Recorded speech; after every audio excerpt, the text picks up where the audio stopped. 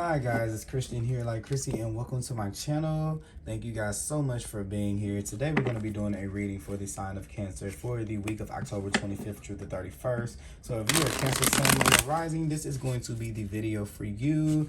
Keep in mind that all readings can't possibly fit for every single Cancer, so take what resonates and leave behind what doesn't. You also can check out your moon sign video and your rising sign video to paint out a more comprehensive picture of the energies that may be surrounding you during your week. All right, now today we're going to be using the Light Seers Tarot by Chris Ann.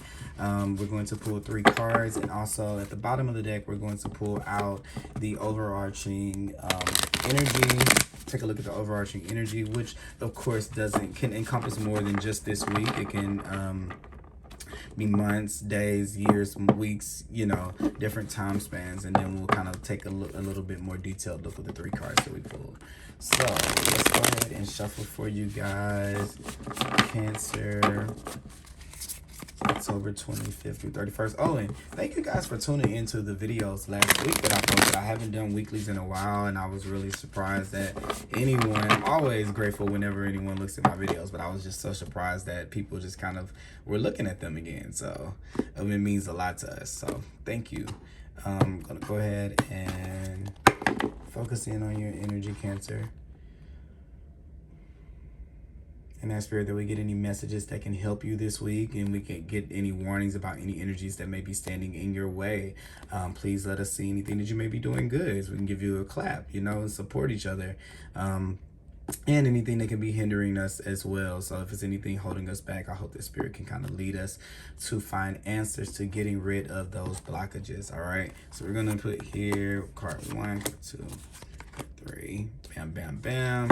And let's see what we have at the bottom here. So we have the Tower here. So a lot of you guys recently, Cancer, you guys been going through a lot of changes that you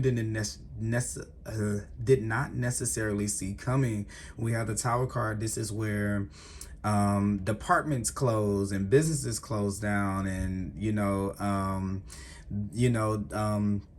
there's a sudden move and there's sudden opportunity, or something comes as a shock. So these aren't the things that we kind of expect, the things that we can see coming. But I think that that the universe, whenever you have the Tower card, you're able to kind of see these things happen. It's kind of like you're taking an outside view. So just think about if you're watching like a video game and you're watching characters on TV. This is where the character kind of steps out of the TV screen. I feel like that's what tarot kind of is, and you're looking at yourself on it. So here, one thing I'm kind of getting for you guys is to understand that it's okay to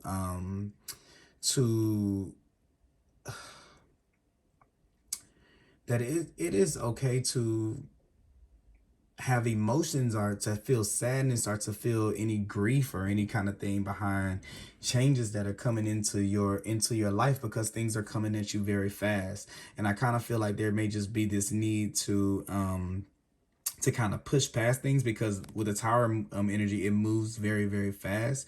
But yeah, it's okay for you to admit that these things are going on in your life. Like, this is kind of like, I'm getting the feeling like this is someone admitting that, okay, things are falling apart. And I kind of feel like if you do, that is where that's where you start to find the solutions, where you start to create the avenues or the ways to pull yourself out of this, when you can admit that something isn't working. So this is going to be a time of a lot of that, admitting what things don't work. And I feel like what's going to happen is, just as quickly as you're admitting that things that, or you're being honest with yourself and taking this honest assessment of what's working and what's not working, what things do I need to keep investing my energy in, and what things do I need to stop, or what people or what situations. These butterflies right here on this card are this quick transformation you're going through. Like you're getting it very, very quick. You're changing very, very quick. And I think that maybe we're going to see in these cards that come here, because what I feel like is there's going to be some type of blessing here that's coming in that you've probably been praying for a minute. But there was a big gap in the person that you are, the person that you started at point A and point B. There's a huge gap there. So what the universe is doing is making that, like, making you get there quick, get to the place very quick. So it's almost like I kind of feel like a date with destiny, like something's coming in that you need to be ready for, and the universe doesn't have time for you to take the slow route, because you might miss out on whatever it is that's coming in. So that's kind of what I'm getting there. All right, Here. So it's funny, the Eight of Swords was in the first position for the Libra reading as well. That's just really funny that it's right here on you guys is too. So definitely feeling like I think here what I'm gonna say with the Tower card in here is a lot of the things that are being pulled away from you are to kind of reroute you when you have the Six of Swords right here, and to get you to look at things differently, to open your mind up to other opportunities. So it can be where a lot of times here with the Tower we've relied on a lot of things, a lot of people to be there, and maybe those people weren't going to be there in the long run and you probably couldn't foresee it. That's why they kind of snap out, or these situations kind of happen to kind of show a crack or a break in the theory that you have about it, because it wants to kind of release you from it. The Eight of Swords is trying, it wants to show you how we're limiting ourselves, the thoughts that we have, the beliefs that we have, the words that the tapes that we play in our heads over and over that keep us kind of limited. And here you are with this moment that kind of breaks you away from that, because here you can see yourself. Usually in the Eight of Swords, in the traditional deck, there's a lady, she has her, of course, her eyes closed because she doesn't want to see ahead of her, and there are swords around her, but they're not necessarily holding her captive, which is kind of like why in this picture this person is looking at the mirror this way. And I kind of feel like now you can see it. When you see it, you're not of it, which, you know, here's the devil energy. That's one thing I love about the devil energy, because I'm sorry, not the devil energy itself, but I do love the devil energy actually. It's just a different take. There are no good or bad, so that's a side note. But here is where you see your vices. Here is where you see how you hold yourself back whenever you get this card in a reading. That's why I like it so much, because it gives you this perspective. So you have the devil and the Ace of Swords. You're seeing it, you're moving on from those places super quick. But it is moving fast for you, and it's okay for you to admit that things are moving fast for you, and that it may feel like at times that your world are falling apart, because in one setting, yes, but it's not true to the core of who you are. Maybe one way of being or one version of yourself is, but not the full totality of it. And I think that's what the universe is trying to get you to see. One thing being out of balance, one thing being taken away from you, is not going to take away from the whole. It's outside of you. It's external, which is why the universe comes in to kind of like show you that all of these things can be taken away, because at the end of the day, you're the thing that's going to remain. So it's trying to put the focus back on you, empowering you more in your life than the things that are outside of you that can be taken away, for sure.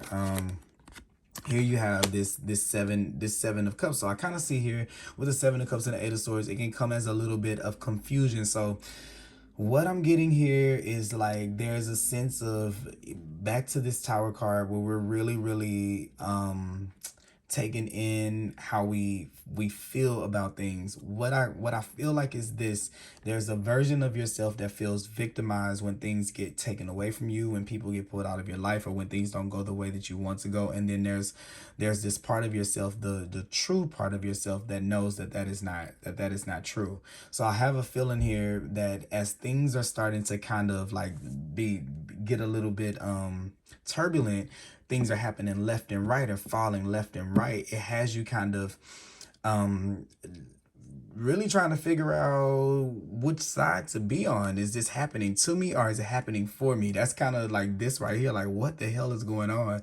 I kind of see that feeling here. And what I'm saying is here to honor all of how that feels. Don't feel like you have to decide on a way of being out of that, on a way to feel about it. It's one of those things where feelings are meant to kind of, even with the cups, they're meant to fluctuate, to go in and to go out, because you have to feel them out. And that's how you get to know yourself. And in the beginning, when you don't hear yourself a lot, it can be very tough, because with the Eight of Swords, I feel like sometimes we can kind of be surrounded by the voices of everyone else. You see these birds are close to her head squawking, right? Everybody else's opinion, everybody else's thing. So our voice gets kind of really small. The universe puts us in a place to where we need to listen to our voice to go forward. But how do you do it when all you hear is the noise? All you see is the things that are falling apart, the things that are not working. when you really go down to your true self, then you can really hear what the next move should be, what the next choice, what based on what feels good. And it may start off as a little bitty speck of something, but if you can just follow it and believe in it, it turns into something way bigger than you ever could imagine. So this is kind of like what I feel like is kind of going on here. These things are being taken away from you to make you be rerouted to yourself. It's like some of the things that you thought might have killed might take you out, or I'm not going to be able to handle this. I'm not going to have the capacity to handle this. Here you are still standing after all of these things that you thought that you wouldn't be able to. And that's the universe trying to get you to it's proving you wrong. Like it's trying to get you to prove, to see that your ego is not of you. And while those fears and those things may be real, they may be real to you. They're not the true, they're not necessarily always the end all be all of that situation. It's just a version of yourself that you're seeing based on, you know, what the society is giving you or what you've been conditioned to think. Remember that like the mirror is like the portal to another world, and what we see in it, what we see back in the mirror, is going to be different for every single person based on their beliefs and their own perception of what it is that they're looking at in front of them. And I think that the universe is trying to get you to see that no one has power over the way you see yourself but you, whether it be good or it be bad. And this is a lot of self acceptance here.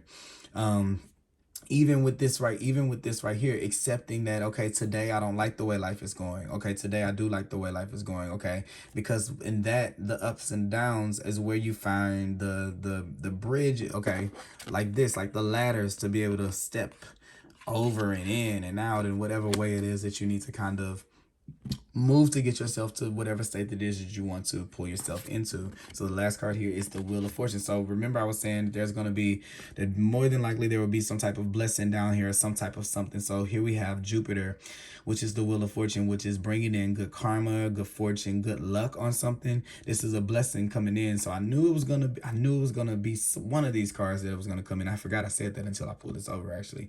But yeah, here it is, this the new thing coming in as soon as these things kind of coming out. So with these things are kind of leaving away. So even with the Tower card, a lot of times it talks about a shock or something coming in. Something could be coming in for you this week that that kind of knocks you off your feet, but in a very good way. So this is here just following, just kind of letting the rhythm of your energy kind of build, not being too because here, even with the Six of Swords, the Six of Swords is a transitional card.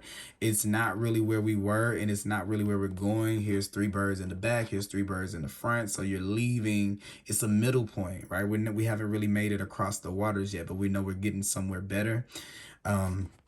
But here, boom, I think out of this transitional space is going to come some type of blessing, because here you are with this insight, with this new idea, with this new perspective. So yeah, definitely like a level up, even with the stairs here. Going up the staircase, this is spiraling up here on the Wheel of Fortune. Some kind of like something that happens brings things more into balance for you, and kind of releases you from whatever version of yourself, of seeing yourself not worthy of the things that you want, because these are the only reasons that we stay in situations that don't work, for us, because we haven't valued ourselves enough to say, I deserve more, I expect more. So these are going to be things that come in as blessings in alignment with the intention, the vibration that you're sending out, which is that I want to get there, I deserve it, I should have it, it's for me. It's a confidence here. So all the things that are rooted in you not being in that type of confidence in yourself, they're gonna come crumbling down. So you can look at them, and you can look and you can learn, and you can say, okay, this is how I disempower myself. I'm not gonna do that in the future. I thought I saw the Page of Pentacles here, but I guess I didn't, because it would be like learning.